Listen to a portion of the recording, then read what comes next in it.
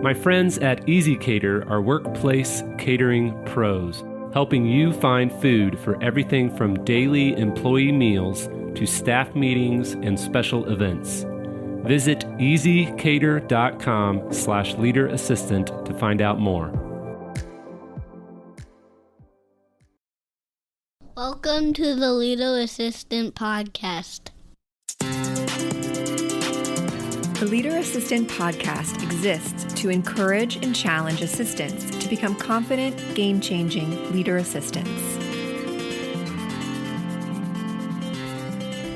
Hey friends, thanks for tuning in to episode 125 of the Leader Assistant Podcast. It's your host, Jeremy Burrows, and I'm excited for another Ask Me Anything format episode. But first, a quick invite. I wanted to let you know that Al Hussein Madhani and myself are going to be teaching another all-day workshop called the Leader Assistant Live Online Workshop Experience on October 16th. That's Saturday, October 16th of 2021. And we really had an awesome all-day event in May. We're keeping it small. We only have about 15 seats available so that we can really address everyone's needs and give you all a chance to have some meaningful connections with other attendees of the workshop. So leaderassistantlive.com to see the schedule and click on the workshop under upcoming events, or just go directly to the workshop page at leaderassistantlive.com/workshop. That's October 16th. It's an all-day event. The early bird rate will be good for a couple more weeks at $1,500 for the entire workshop. It also includes an online course and coaching bundle worth more than $1,500 if you combine all of those courses together. And just so you know, if you think $1,500, that's nuts. Well, 99% of the attendees at the last workshop, they did not pay for the workshop out of pocket.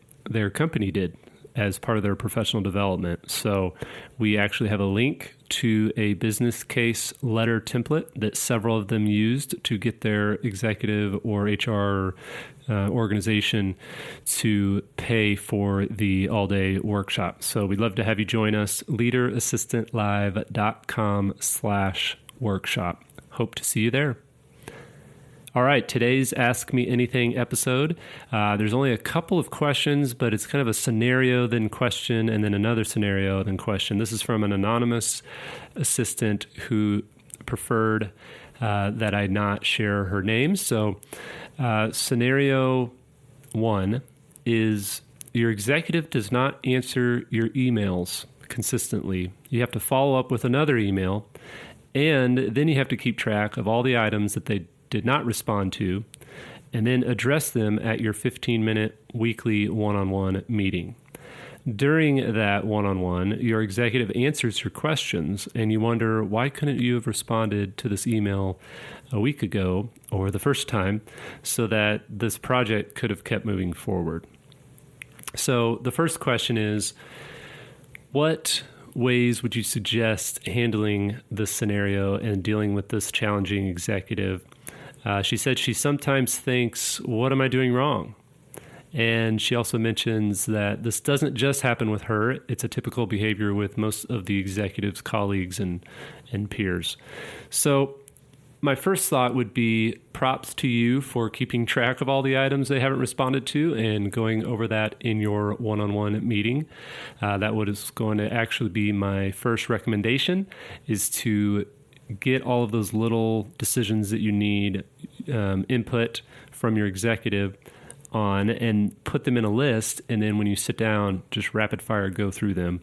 So that's great. But if there are things that are time sensitive and that you really would like to move forward, perhaps you need to have a one-on-one meeting more regularly. Maybe twice a week or 3 times a week. Some assistants, depending on their company and their executive, I've heard of assistants in different contexts where they have a check-in every day 5 or 10 minute check-in every day. And so instead of sending emails throughout the week, they literally just make a list, and then every day it's like, hey, here are the 3 things I need from you. And, that works well for them. But it really just depends. Maybe your executive doesn't like emails, and so maybe that's why they don't reply, because they're just like, there's so many emails here. I don't have time to reply to this. It's not urgent. I'll just deal with it when I meet. So figure out how they work. And if the emails aren't working, then yeah, like I said, try some additional one-on-ones. However, your kind of scenario part 2 is your executive is often late. And you say that they sometimes even blow off your one-on-one meeting. And so that can make it difficult, obviously. But they don't show up, you said, and they text saying, sorry, I flaked. Can we talk later? And you're like, sure, why not? Move on. Your question is, do you continue to give grace? And you did let me know that you've been highly rated by your executive. So it's not like it seems as though they appreciate you and respect you and think you're doing a good job. They're just hard to nail down and get answers. So again, some executives, they like written communication. They prefer to have a bulleted list or a project management tool that can kind of go back and forth. Some executives can't stand written communication. They prefer getting on the phone. They prefer talking it out. And what I would do though is if they continue to, if you try to do these one-on-ones and maybe you try to do more of them so that they have to do less written communication, because maybe that's not their style, then just say, listen, when you show up late or when you push off our meeting, when you don't value our one-on-one, it impacts the organization. It impacts the progress that we could have had on the goals. And so don't make it about you. Don't make it about why you wish that they wouldn't make your job difficult, because ultimately that's not what it's about. What it's about is they are slowing down the organization. They're slowing down themselves.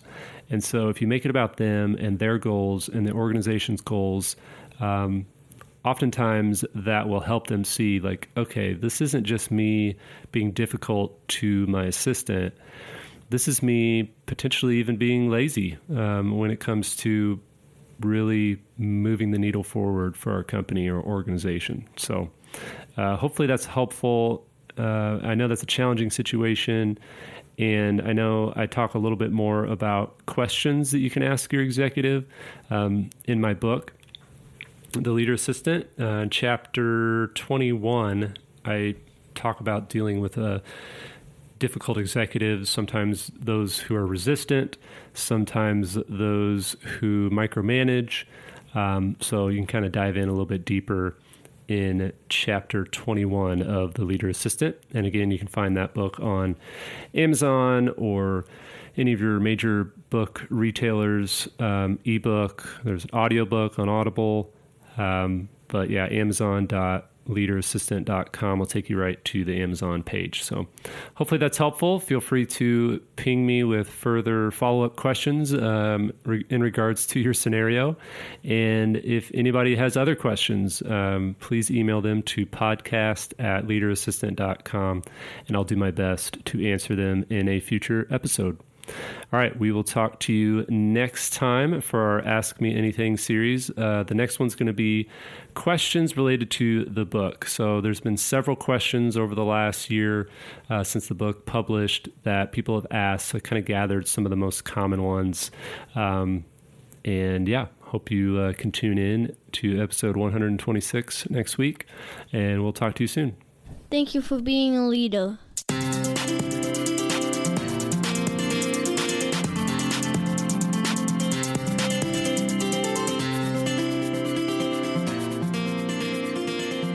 Please review on Apple Podcasts. GoBulls.com